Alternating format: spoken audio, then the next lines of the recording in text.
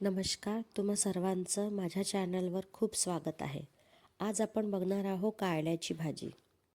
इथे मी घेतलेले आहे अर्धा पाव कारले. हे कारल्यांना स्वच्छ धुवून गोल पातळ असे काप करून घेऊया.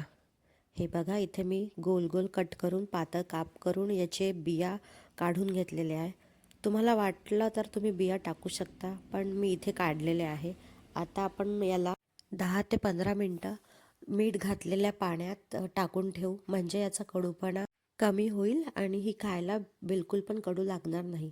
छोटे मुलं पण आवडीने खातील, कारण हे बिलकुल पण कडू लागणार नाही. आता याला 10 मिनटं झालेले आहे, तर मी आता हे एका प्लेटमध्ये काढून घेते. हे बघा, काढून घेतल्यावर याचा पाण्याचा रंग बघा कसा हिरवा झालेला आहे, म्हणजे कडवटपणा निघून गेलेला आहे. कढईत तेल तापवून आता त्याच्यात आपण कारल्याला फ्राय करणार आहोत. थोडंसं याला आपण 30-40% फ्राय करू.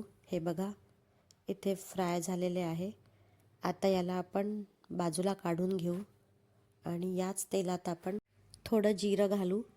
जिरं तडतडलं की यात मग आपण कांदे सोडू. कांदे भरपूर वापरा. इथे कांदे मी फ्राय करत आहे. कांद्याला गोल्डन ब्राऊन होतपर्यंत आपण परतून घेऊ. कांदे चांगले झाले की यात आपण घालूया हळद. हळद घातल्यानंतर घालू आपण लाल तिखट. ते मी 1 ते 1.5 चम्मच घातलेलं आहे. त्यानंतर चवीपुरतं मीठ. याला चांगल्याने आपण एकजीव करून घेऊ. यात मी अजिबात साखर गूळ काहीही वापरत नाही आहे. आता आपण यात घालूया एक मीडियम साईजचा टोमॅटो. टोमॅटोला परतून घेऊ आणि टोमॅटो परतून झाला की त्याला कवर करून आपण एक वाफ येऊ देऊ, जेणे की टोमॅटो सॉफ्ट होईल. 2 मिनटं झालेले आहे. आता आपण चेक करूया. हे बघा, इथे टोमॅटो सॉफ्ट झालेले आहे आणि तेल पण वर आलेलं आहे. कारल्याची भाजी तर शुगरच्या पेशंटनी आवर्जून खायला हवी.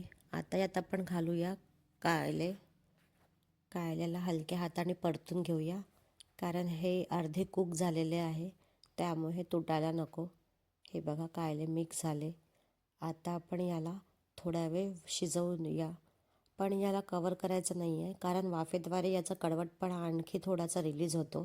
त्यामुळे याला कवर करून शिजवायचं नाही आहे. हे बघा, आता आपली कारल्याची तयार आहे. एकदा या पद्धतीने नक्की करून बघा. ही खायला बिलकुल पण कडू लागणार नाही. आता यात आपण थोडीशी कोथिंबीर घालू. तयार आहे आपली कुरकुरीत आणि बिलकुल पण कडू न लागणारी अशी कारल्याची भाजी. माझी रेसिपी आवडली असेल तर चॅनलला लाईक, शेअर आणि सबस्क्राईब करा, म्हणजे मी तुमच्यासाठी अशाच नवनवीन रेसिपी घेऊन येत राहील.